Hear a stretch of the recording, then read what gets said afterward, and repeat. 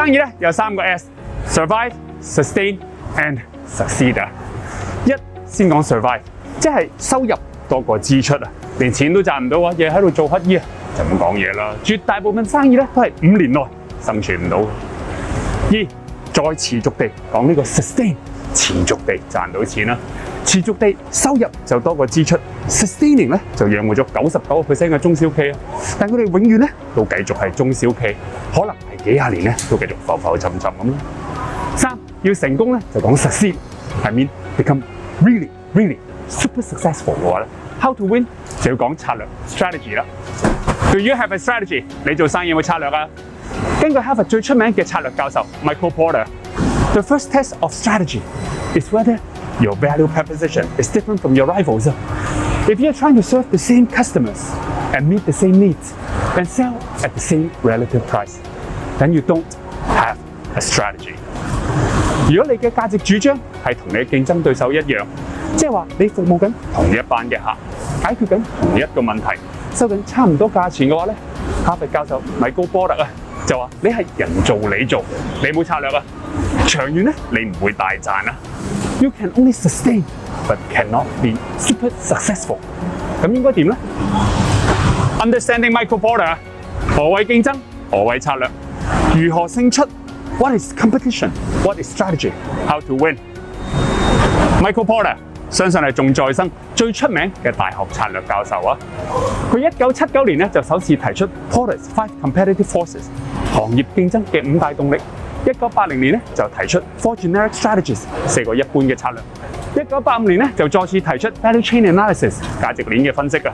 讀過任何 business school 嘅同學咧都應該學過。佢今年咧已經74歲啦，唔知仲可以教到幾耐書啊！有幸我2017年嘅時候咧就喺哈佛大學親身上過佢堂啊，畢生受用啊！今次我就1連7集同你分享呢本書 Understanding Michael Porter。一 competition what's the right mindset 咧？你應該點諗競爭咧？二 what are the industry competitive 5 forces 啊？乜嘢係行業嘅5大動力咧？對你嘅利潤有咩影響？三 competitive advantage through your value chain 啊？你企業嘅價值鏈咧係點樣令到你有競爭優勢咧？四 what is strategy？ How do you create value 啊？何謂策略咧？你如何創造價值咧？五 the trade-offs 啊？要取得更多就要捨得更多啊！做生意如何取捨咧？六 fit 成間嘅公司要言行一致啊，全部嘅力都要向同一個方向走。七 continuity 持續性啊，冇得急啊，路遙知馬力啊！有興趣聽多啲嘅就嚟我7、8月份星期6嘅早餐會啦。下一集我就先同你講一乜嘢係競爭，你應該點諗競爭啊？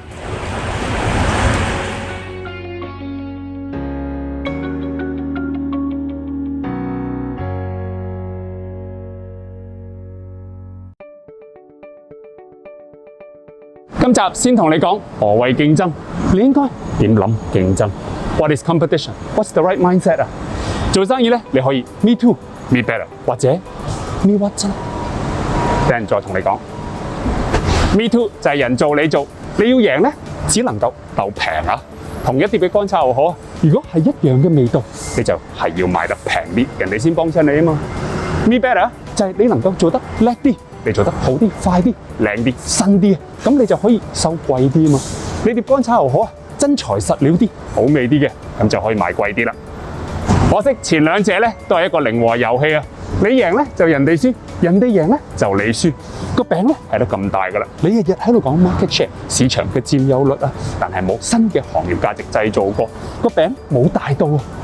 根據哈佛策略教授 Michael Porter， 佢話做生意咧，除咗 me too, me better 咧，要盡量做到 not me best 啊 ，but me only 啊 ，be unique。你做生意必須具獨特性。佢話做生意咧 ，there is simply no best 啊，冇話最好啊，因為唔同人客咧有唔同嘅需求啊嘛。你產品啱嘅，佢哋自然會有呢個需求，你要創造需要啊嘛。包括我自己在內啊，之前香港都冇話咩商鋪基金㗎啦，買鋪都只係鬥平鬥靚啊。但如果間鋪又要靚又要賣得平，梗係冇錢賺啦，唯有靠個大市升。但萬一唔升咧，一個社運肺炎就馬上個炒家投資者停晒。依家個市叫做好翻啲，就馬上短炒又出翻晒嚟啦。但係我覺得啊，做生意唔可以靠個市升去賺錢噶嘛，因為個市跌甚至乎大跌啊，都能夠揾到食先係一盤生意。容許我好自豪地講啊，社運肺炎後啊，我哋買咗31間香港街鋪，沽出咗11間，合共約港幣7.9億嘅街鋪，沽得嘅間間都賺錢，論宗數、論回報，我哋都係同期全香港by far I mean really by far number one。我哋點做到咧？就係因為我哋行咗米高波特所講嘅 Be unique, be me only。根據呢本書 Understanding Michael Porter， 佢講 What's the right mindset for competition？ 你應該點諗競爭啊？盡量得，佢話你應該諗 not to be the best, but be unique 啊，唔係要做到最好，而係做到最獨特啊。Not be number one, but earn high returns 啊，唔係要做到第一，而係要更多嘅回報，賺多啲錢啊嘛。Not focus on market share, but focus on profits 啊，唔係要市佔率啊，而係要利潤啊嘛。Not serve the best customer with best product, but meet the diverse needs of target customers 啊，唔係要最好嘅產品俾最好嘅客，而係用唔同嘅產品滿足唔同顧客嘅需求啊。Not compete by imitation, but compete by innovation， 唔係人做你做啊，而係要去創新。Not zero-sum game, but positive sum， 唔係零和遊戲互相廝殺，而係大家從不同嘅層面去創造價值，可以有多個贏家。記住，競爭唔代表你一定要贏人，打到兩敗俱傷有咩意思呢？如果即使你唔使打低人啊，自己都能夠賺多啲錢，咁又 why not？ 點解下下要去打低人呢？ Strategy explains how an organization faced with competition will achieve superior performance. The definition is deceptively simple by Michael Porter。 好嘅策略啊，就係能夠解釋到點解有競爭對手環境下，你公司依然能夠達至較高嘅回報啊。Operation effectiveness is different from having a good strategy 啊。有高嘅營運效率唔代表你有好嘅策略。Michael Porter 話 Operation effectiveness 啊，就好似隻老鼠喺個圈入邊跑咁啊。無論你跑得點快，都只係繼續喺個圈入邊啊。你可以勤力啲，做得快啲，做得好啲，但始終你都係繼續喺個圈入邊跑嚟跑去。有好嘅策略 ，a good strategy 咧，就能夠幫你跳出呢個圈，帶你去所想去嘅地方。If rivals all pursue the one best way to compete, they will find themselves on collision course。如果所有競爭對手都朝住一個做到最好嘅方向去競爭嘅話，大家最終都只係會撞到頭破血流啊！ Strategic competition means choosing a path different from that of others。策略性競爭就係指揀一條同競爭對手唔同嘅路。好似間茶餐廳咁啊，你可以炒餸快啲，上菜快啲，服務好啲，埋單走多兩轉，但始終你都係一間茶餐廳啊嘛，只係做一個 me too 或者 me better。人哋唔去呢個間，就自然會去另一間，係一個零和遊戲啊！所以無論你做得點快點好，你嘅競爭對手一樣會嘗試追趕上你。冇策略嘅話，就會跑得好辛苦，繼續喺個圈入邊跑嚟跑去。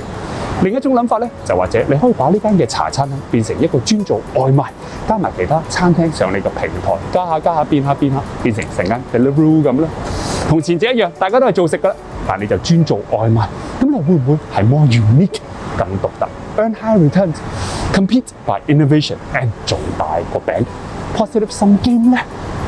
會唔會有啲原本唔想食茶餐廳嘅人咧，都會叫咗外賣翻屋企食咧 ？Deliveroo 依家喺倫敦嘅上市市值係超過500億港幣啊！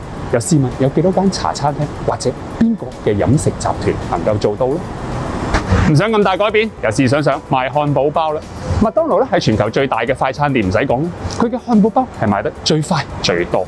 但你又識唔識呢個女人 Lindsay Snyder In-N-Out Burger 第3代嘅接班人？Michael Porter 話：相比起麥當勞啊，佢唔係要最快、最大、最多。In-N-Out Burger 咧係要做到最新鮮嘅食材 ，never frozen、never microwave， 最有傳統風味、最具 family tradition 家族色彩。餐牌秘方咧基本上係70年都冇變過。麥當勞 Burger King 餐牌就超過80樣嘢㗎，佢咧只得少於15。Most importantly, the menu is dead simple. Hamburger, cheeseburger, French fries, 3 flavors of shakes, and the 2 hamburger patty, 2 slices of cheese, double-double. That's it. To drink, there's milk, hot cocoa, coffee, classic and diet Coke, root beer, Dr. Pepper, 7-Up, lemonade, and iced tea. Even with a few secret variations like grilled cheese, animal fries, and the Neapolitan milkshake, there's nowhere near the selection of, say, a Dairy Queen or McDonald's, which have about twice as many drinks alone as everything at In-N-Out.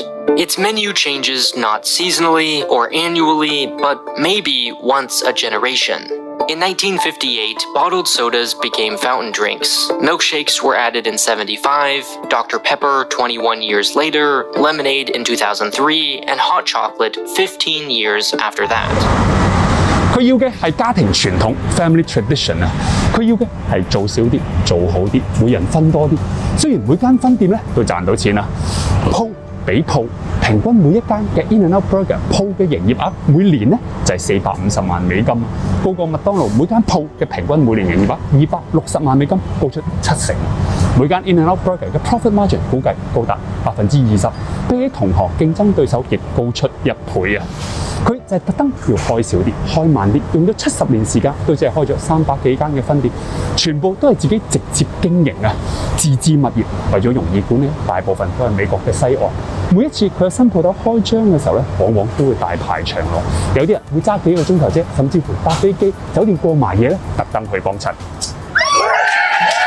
When In-N-Out opened a new store in Medford, Oregon this month, it brought its burgers to the Pacific Northwest for the first time. And that brought a long line of devoted fans. If there was a new Wendy's or a new McDonald's opening up in Medford, would you wait in line? No.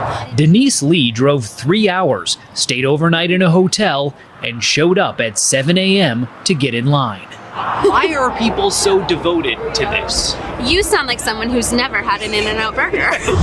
因為每間鋪都賺到錢啊，個個員工人工都特別高啦。例如根據網上薪酬統計嘅網站 Glassdoor.com，In-N-Out Burger Store Manager 店長平均人工加埋花紅就係年薪美金163000蚊啊！麥當勞喺美國只係44000蚊美金 ，In-N-Out Burger 係高出近3倍啊！最基層嘅員工人工都比市場高出5成啊！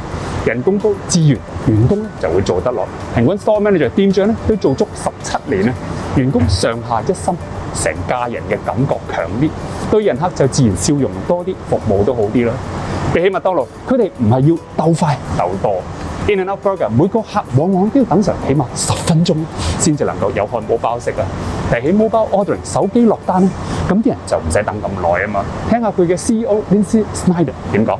I heard you mention that in a podcast, specifically about the issue of mobile ordering, where on my app I can order my meal, drive through, pick it up, and be gone. Why not? Why haven't you done that? Because one of the special things about In-N-Out is the experience and the interaction, the relationship between the customer and the associate. Because, I don't like to say the word pride, but we do pride ourselves in the fact that we have service with a smile and wonderful people with great attitudes serving our product. And so that's part of the experience at In-N-Out. And we don't want to take that away because with mobile ordering, it's just going to change. It's going to change the atmosphere. By definition of Michael Porter, In-N-Out Burger is pursuing a different path from that of others. 行緊條自己嘅路 ，be unique, not to be number one, but to earn high returns, not to focus on market share, but on profits. 唔同嘅人客有唔同嘅需求，既然自己回報可以高啲嘅，又點解需要打低競爭對手呢？ Positive sum game 個餅係做大咗。雖然佢聲稱永遠都唔會搞 franchise， 永遠都唔會搞上市啊，全部係自己親自經營。根據2021年嘅福布斯富豪榜 ，In-N-Out Burger 第3代老闆 Lindsay Snyder 身家依家有36億美金，係榜落最年輕嘅女士。麥當勞創辦人呢，都唔知去咗邊。你呢？你又打算點同人競爭啊？記住啊 ，Michael Porter 話 ：In the vast majority of businesses, there is simply no such thing as the best。絕大部分嘅生意啊，冇嘢叫做絕對嘅最好啊。Be unique 做到 me only。Winning without beating others 啊，唔使打低競爭對手都勝出，咁先至係贏嘅最高境界。有興趣聽到啲 Michael Porter 嘅，就嚟我7、8月份星期6嘅早餐會啦。下集我會再同你講What are the industry competitive 5 forces？ 乜嘢係行業嘅5大動力？對你嘅利潤有咩影響？有時間嘅就睇埋幾年前 CBS 對 In-N-Out Burger 嘅報導啊！家族咧經歷過幾次嘅悲劇，依家留到第3代，佢哋嘅堅持咧，對你做生意亦都可能有所啟發。You sound like someone who's never had an In-N-Out burger. Celebrities have been seen downing double-doubles on Oscar night. Julia Child said it was one of her favorite burgers. Paris Hilton once needed In-N-Out so desperately, she got a DUI on her way there. I was just really hungry and I wanted to have an In-N-Out burger. What keeps most people coming back is a simple menu that basically hasn't changed since Harry Truman was president. Burgers, fries, sodas, and shakes. It's about the quality, the friendliness, and the cleanliness. We keep it simple. Lindsay Snyder is In-N-Out's 33-year-old president. The one word people use to describe your family throughout the years is reclusive. You guys don't talk a lot about In-N-Out or do interviews. Well, why is that? You know, we back away from it because we don't want to be in the spotlight. We don't want a bunch of attention, and we want to do what we do best, and that's serve some good burgers to our customers. It's not about us here. It's about this, so. This got its start in 1948, when Lindsay's grandparents, Harry and Esther Snyder, opened a burger stand in Baldwin Park, California. Harry installed a two-way speaker and created the first drive-through burger joint in car-centric California. Just down the road, the McDonald brothers were also selling hamburgers, but the two companies took very divergent paths. McDonald's became a franchise and by 1976 had 4,000 U.S. stores. In-N-Out had 18. Today, McDonald's has more than 14,000 U.S. stores. In-N-Out just opened number 304. Every one still owned by the Snyder family. What do you think your grandparents would think of seeing 304 stores and people packed in here? Well, I think they would be amazed because they had no idea we would end up here. Thank you. The food may be fast, but the company's growth is purposefully slow. In-N-Out can be found in just a few dozen counties in 6 states. Each store must be within 600 miles of 3 distribution centers where their burger patties are made. That's because at In-N-Out, nothing is ever frozen or microwaved. The company pays higher than average wages for the fast food industry. Store managers can make 6 figures. That could explain the service with an actual smile. You can tell you're excited about this. You really like this. Oh, definitely. I love it. Love it. Doing things their own way is why In-N-Out has repeatedly turned down Wall Street. Unlike its competitors, which have raised hundreds of millions of dollars by going public. What can I get started for you today? In-N-Out is now valued at an estimated $1 billion.